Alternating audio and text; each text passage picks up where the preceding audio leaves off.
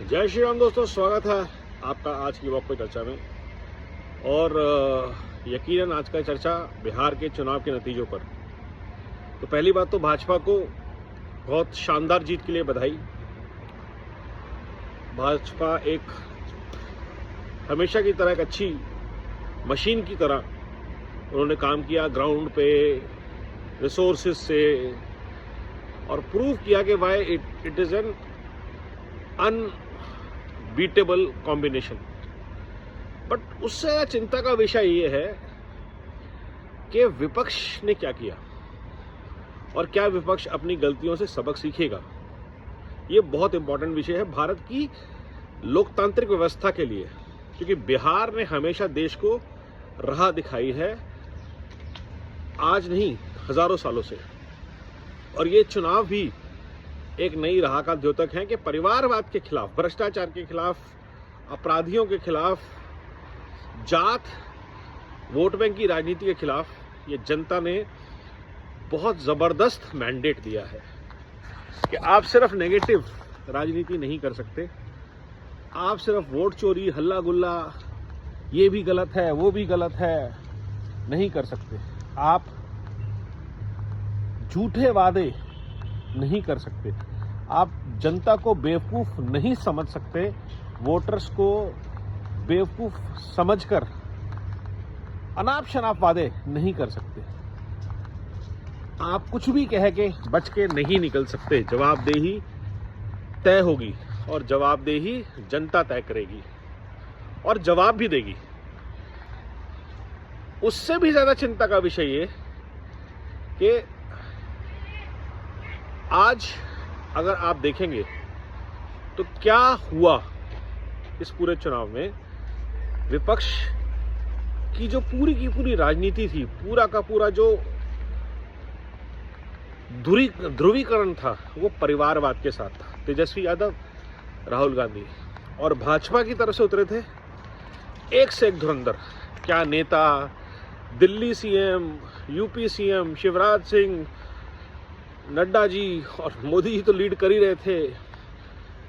और जो अलायंस है वो पार्टनर एक दूसरे पे कितना ट्रस्ट कर रहे हैं। चिराग पासवान जैसा यंग लीडर लगा हुआ है ग्राउंड पे, और एक तरफ चिराग पासवान है, एक तरफ राहुल गांधी है। दोनों ही अपने अपनी नाम बचा रहे हैं। कैसे बचा रहे हैं आपके सामने है। लालू परिवार है, आप बाहुबल की दुहाई नहीं दे सकते, आप अपराधीकरण को बढ़ावा नहीं दे सकते, अपराधियों को नहीं दे सकते।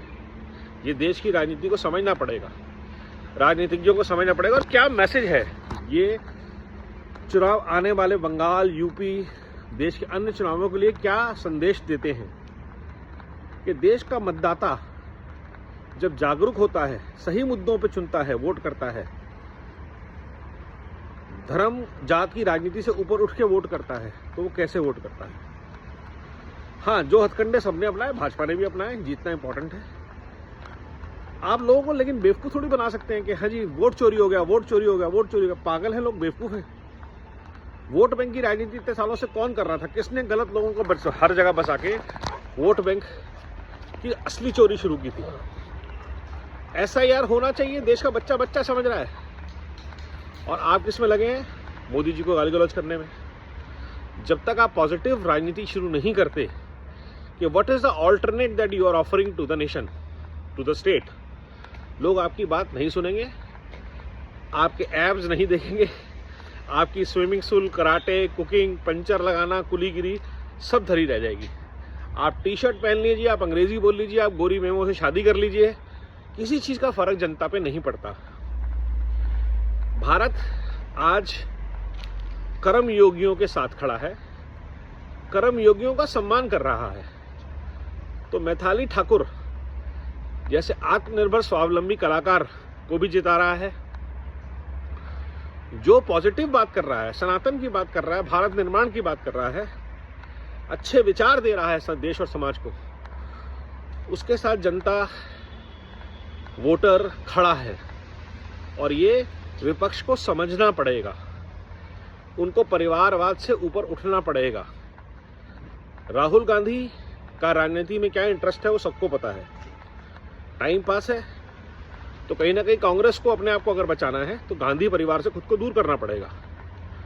ये क्लियर कट संदेश है, लेकिन ऐसा होगा नहीं, क्योंकि ये जो पारिवारिक संगठन है जो अपने आप को राजनीतिक दल बोलते हैं, ये परिवार से आगे जा नहीं पाएंगे और देश इनको स्वीकार कर नहीं पाएगा।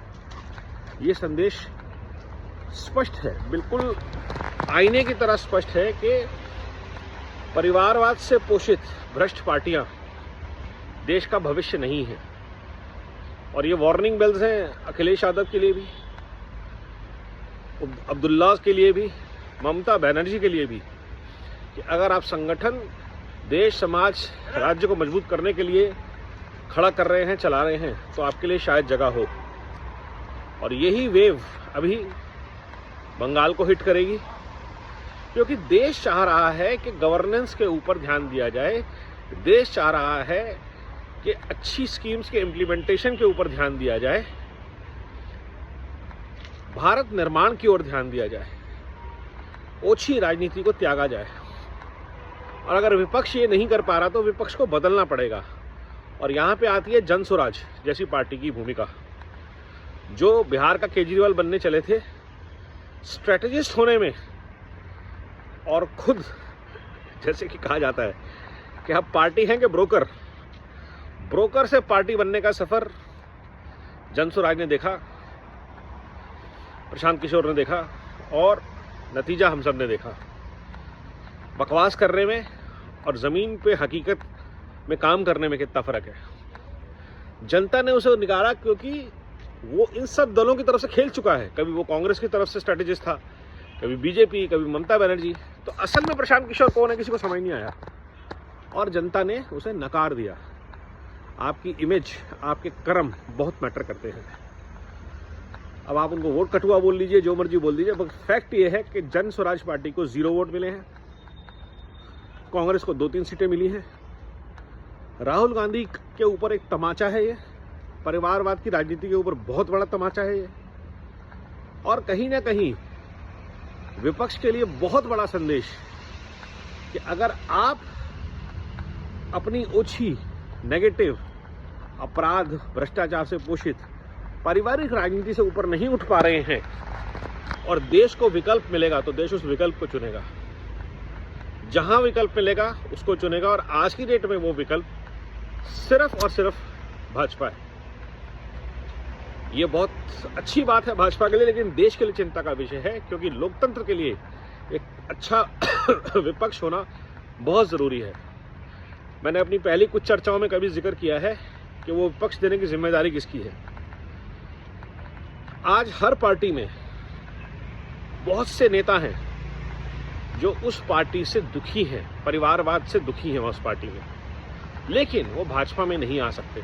उनकी मजबूरी है, जो भी रीजन हो, वैचारिक मतभेद हो सकता है, उसका हमें सम्मान करना चाहिए। ऐसे लोगों का भी एक संगठन, एक प्लेटफॉर्म होना चाहिए, जिसको शायद आरएसएस को ही सपोर्ट करना पड़ेगा, क्योंकि जैसे आरएसएस ने देश को बीजेपी दी है, ऐसे ही बीजेपी का विकल्प भी आरएसएस को ही देना पड़ेगा। ऐसे नेताओं को ढूंढ के, उनको ग्रूम करके, तराश के देश के लिए तैयार करना पड़ेगा। देश के पास 2 तरह के विकल्प रहे, कभी भाजपा निरंकुश हो तो विकल्प क्या है? राहुल गांधी तो हो नहीं सकते, अरविंद केजरीवाल आपने करके देख लिए, अखिलेश यादव, तेजस्वी, शरद पवार, सब परिवारवाद है। तो विकल्प क्या है भाजपा का? शायद ये जिम्मेदारी भी आरएसएस जैसे किसी संगठन को उठानी पड़ेगी, और व्यक्ति निर्माण, चरित्र निर्माण के थ्रू राष्ट्र निर्माण के प्रति समर्पित होकर एक संगठन खड़ा करना पड़ेगा। ये भी बिहार इलेक्शन से एक संदेश है जो हमें मिलता है। तो बिहार के चुनाव जो रहे, इस तरह से बहुआयामी रहे, विपक्ष के लिए, जन स्वराज के लिए, भाजपा के लिए, देश की राजनीति के लिए। और ये हर पार्टी के लिए है। अगर आप नेशनल लेवल का अलायंस हैं तो जिस राज्य में आप हैं उस राज्य में दूसरे राज्य के लोगों को गालियां मत दें। पंजाब में आम आदमी पार्टी ने बिहारियों को गालियां दी, 0 सीट आई है। कांग्रेस ने पंजाब में जाके चन्नी और प्रियंका गांधी ने बिहारियों को गालियां दी, बिहारियों ने थप्पड़ मारा मुंह पे। स्टालिन तमिलनाडु में बिहारियों को गालियां देते हैं, उनकी पार्टी के लोग, बिहारियों ने थप्पड़ मारा है उस अलायंस के ऊपर जिसका स्टालिन पार्ट है। और ये एक संदेश है, कल को बंगाल आएगा, यूपी आएगा। अगर आप देश की राजनीति करना चाहते हैं, देश में राजनीति करना चाहते हैं, तो आप देश को तोड़ने की बातें नहीं कर सकते, नहीं कर सकते, नहीं कर सकते। आपको सकारात्मक राजनीति, राष्ट्र निर्माण की राजनीति, पॉलिसी एडवोकेसी करनी पड़ेगी। लेकिन सिर्फ गालियां देने से, सिर्फ झूठे इल्जाम, कभी चौकीदार चोर है, कभी राफेल, कभी वोट चोरी, आप एक नैरेटिव बनाने की बार बार कोशिश कर रहे हैं और बार बार विफल हो रहे हैं। और विफल होने के साथ साथ पूरे विपक्ष को लेकर डूब रहे हैं आप। लेकिन तब भी कुछ चाटुकार जिनका अपना कोई नहीं है जनाधार, वो आपके पीछे खड़े हुए हैं, आपके साथ लगे हुए हैं, आपको चढ़ाते हैं, आपको बार बार राहुल गांधी बनाते हैं और लुटिया डुबाते हैं। सिर्फ आपकी पार्टी की नहीं, वो राज्य की, देश से एक वैकल्पिक व्यवस्था की ऑप्शन छीन लेते हैं। तो ऐसे सलाहकार योगेंद्र यादव, रवीश कुमार, पवन खेड़ा, सुप्रिया श्रीनेत जैसे लोगों से राहुल गांधी को, कांग्रेस को बचना चाहिए। जमीन से जुड़े लोगों को आज कांग्रेस की जरूरत है, जो नेता जमीन पे काम करते हैं, जो परिवारवाद में बुरी तरह लिप्त नहीं है, जो सिर्फ चाटुकार नहीं है, जिनको राजनीति की धरातल की समझ है। शायद वक्त है कि विपक्ष के सारे नेताओं को शाखा शिविर में जाना चाहिए। हफ्ते का 10 दिन का शिविर अटेंड करिए, अपने आप को देश की राजनीति के लिए, देश के विकास के लिए, देश की बढ़ती धाक के लिए प्रासंगिक बनाइए। अन्यथा भारत जो कर रहा है वो करता जाएगा, आपको तमाचे, आपको लाते मार मार के हाशिए पे ढकेलता जाएगा। और ये नेपाल, श्रीलंका, बांग्लादेश करने की राजनीति और धमकी छोड़ दीजिए, इसमें कुछ नहीं रखा। देश बहुत आगे बढ़ चुका है। आज की चर्चा थोड़ी लंबी रही क्योंकि विषय बहुत गहरा है और मल्टीपल लेयर है। मैंने जितना हो सका प्रासंगिक तरीके से इससे उठाने की कोशिश करी, इस पर बात करने की कोशिश करी। आप सबका बहुत बहुत धन्यवाद। नमो भारत, वंदे मातरम, जय हिंद।